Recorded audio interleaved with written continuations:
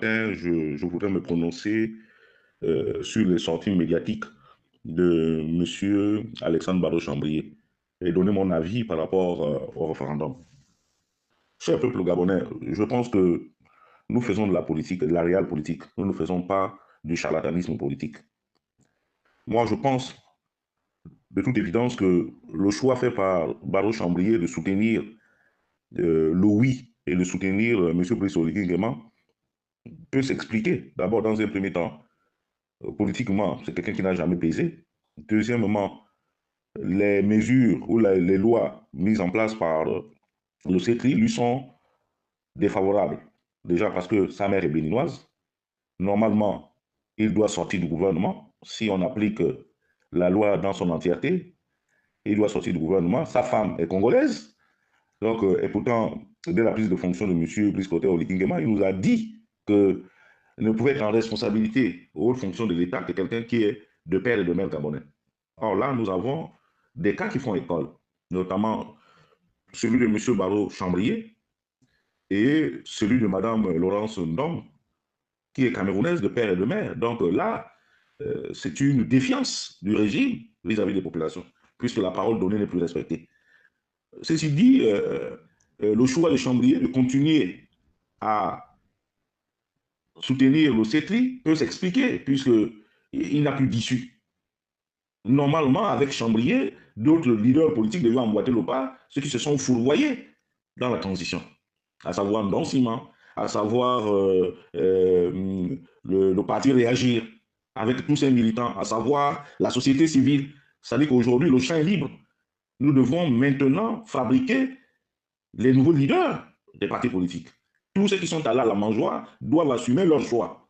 Et d'ailleurs, un article de la transition leur interdit de participer aux prochaines consultations électorales. Pas ne pas voter, mais d'être acteurs, d'être participants, c'est-à-dire d'être candidats à ces élections-là. Donc, et puis, M. Chambrier aujourd'hui, du haut de ses 69 ou 70 ans, bon, je pense qu'il est au bout du rouleau. Il est rattrapé par son métissage, il est rattrapé par sa félonie, il est rattrapé par sa ruse villageoise, il est rattrapé par un certain nombre de choses. Donc, vraiment, nous n'avons pas besoin d'épiloguer là-dessus. Sincèrement, l'attitude de M. Chambrier, moi, je la trouve assez correcte vis-à-vis de celui qui lui a fait roi. Celui qui l'a fait roi, autant pour moi. Il n'y a rien à faire. Il n'a pas d'autre choix que de soutenir M. Brice Clotaire Oligui Nguema, de soutenir les militaires. Il n'a pas d'autre choix s'il veut exister. S'il veut continuer à pomper du fric, s'il veut continuer à placer ses parents, il est obligé de faire avec le CETRI. Donc, c'est une affaire d'intérêt personnel, ce n'est pas un intérêt collectif. Aucun homme politique au Gabon ne vit pour l'intérêt collectif. Tous vivent d'abord pour l'intérêt personnel et les intérêts de leurs familles respectives. C'est ça la triste réalité. Mais là, par rapport à notre situation lors de ce référendum, nous n'avons même pas besoin de chercher à savoir ce qu'il y a dans cette nouvelle constitution, ce qui est bien ou ce qui est mauvais. Il y a un fait qui est têtu, c'est que depuis la chute du régime déchu, 12 mois ou 11 mois plus tard, puisque nous allons vers le 12e mois, les choses n'ont pas évolué. L'assiette du Gabonais demeure instable. Nous n'avons pas mangé, nous n'avons pas le bon courant, nous n'avons pas les bonnes écoles, on ne nous soigne pas. Il n'y a aucune avancée. Il n'y a aucune avancée. Même lorsque le général président a tenté de bricoler, c'est vrai, il y a eu des routes en béton, la circulation paraît un peu fluide aujourd'hui à Libreville, oui, mais il y a un problème de fond, c'est que le Gabonais lambda, celui qui est dans les PK, celui qui est au village, nous ne ressentons pas la croissance économique. Il n'y a rien du tout. Le chômage reste endémique, la corruption à grande échelle. La preuve, c'est que dans leur réquisitoire, dans leurs prétentions, autant pour moi, pour les militaires, ils disent que tous ceux qui ont pris part à la transition ne peuvent pas aller en prison, même s'ils ont volé. Ce qui permet, ce qui donne le droit à M. Ntosue, le ministre des Eaux et Forêts, qui vole ouvertement, qui a vendu tout le bois arrêté, c'est-à-dire que le Kevazigo, il a avec lui près de 15 milliards. Il n'y a qu'à aller chez lui en Zayon, vous allez voir comment son parking est bondé de véhicules, 30 véhicules. Il n'y a qu'à aller voir au domicile du ministre des Affaires étrangères, le délinquant et voleur en Angambiaï.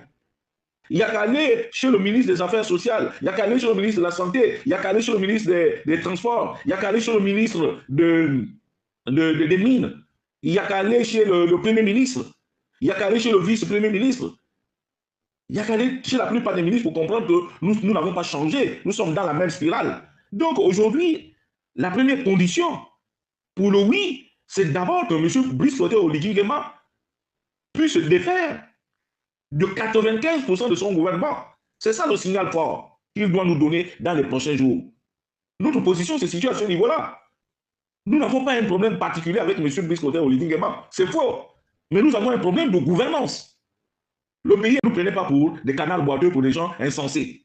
Nous avons de la conscience. Le peuple gabonais a suffisamment conscience. Et nous allons réagir lors de ce référendum. Le nom que nous allons porter n'a rien à voir par rapport au refus de la nouvelle constitution qui serait mise en place. Non. Mais nous refusons cette gouvernance. Cette gouvernance empreinte de corruption. Cette gouvernance empreinte de concussion. Cette gouvernance tribale. Nous refusons ça. Voilà le vrai sujet. Mais que les gens appellent oui ou bien ceci, ceux qui se reconnaîtront là-dedans, iront voter. Mais nous, le peuple conquérant, nous estimons que nous n'avons pas besoin de donner un blanc-seing à un régime despotique, à un régime extrêmement violent et difficile. Nous n'avons pas le droit. Nous n'avons rien contre M. Brice Oligui Nguema. Je le rappelle, à qui veut l'entendre, moi, M. Lokumba, Kamika, tous les lignes dans Djogo, je n'ai rien à voir avec ce monsieur. Il nous a libérés, il doit respecter sa parole, il veut se présenter, j'estime, à mon humble avis, en toute âme et conscience, que l'acte héroïque qu'il a posé mérite qu'il lui soit accordé un mandat. Ça, ce n'est que moi. Mais si la majorité des Gabonais le rejettent, c'est leur droit. Mais on ne peut pas venir nous dire oui ou un non à un référendum, alors que la gouvernance patauge, alors que les voleurs au col blanc continuent de circuler librement, sans être inquiétés. Et les voleurs de la République, c'est qui aujourd'hui? C'est Maïs Mouissi et son directeur de cabinet. C'est Charles Mba et Com. C'est Ndinga Moudouma Loïc. C'est le ministre de la Santé. C'est le ministre des Affaires étrangères. C'est le secrétaire général de la présidence de la République. C'est le directeur de cabinet du chef de l'État. Et certains directeurs généraux qui se sont lancés dans une destruction massive de nos finances publiques. Voici les faits.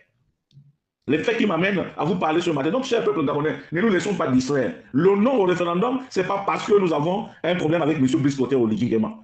Nous disons tout simplement que notre oui dépendra de ces mêmes à venir.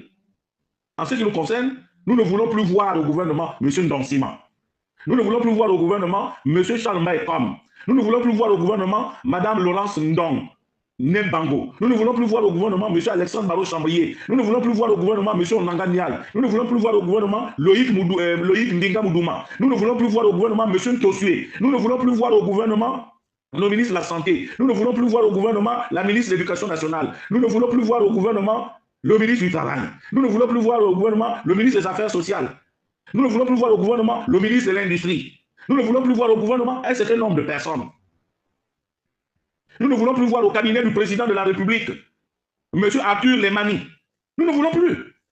Nous ne voulons plus voir au secrétariat général de la présidence de la République le délinquant notoire et truand, M. Guiro Satanga Rigno, qui est dans le complot permanent contre les Gabonais, contre le président de la transition. Il est dans le complot permanent. Ce professeur de droit au rabais doit être limogé, manu militari, sans état d'âme. Et s'il a des couilles, si c'est quelqu'un qui se respecte, il doit rendre son tablier. Il sait qu'il n'a pas une bonne probité morale. Il le sait. Mais pourquoi qu'elle jouait? En quoi le référendum là nous concerne? Pour un peuple clochardisé qui a faim, monsieur le président de la transition. Ça nous regarde en quoi, ce référendum? On vous a fait confiance. Nous avons comme l'impression que, malheureusement, l'exercice de la fonction présidentielle, vous nous avez trahi sur toute l'année, monsieur le président de la transition. En continuant à garder nos bourreaux. Quand Ibama vient vociférer, qu'un Ndongbian, mais Ndongbian aujourd'hui, dans un état normal, est-ce qu'il aurait pu être président d'une assemblée nationale?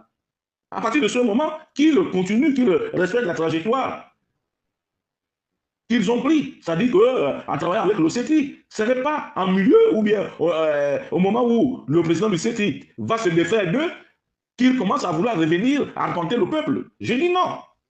Il y a une autre opposition, chers compatriotes, nous devons reconstruire cette opposition conquérante. Il y a des Gabonais, il y a le vieux, comment on appelle, le leader charismatique du Morena, là,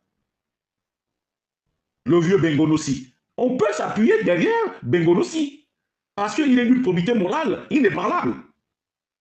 Voilà les gens sur qui on peut s'appuyer pour reconstruire cette opposition véritablement conquérante.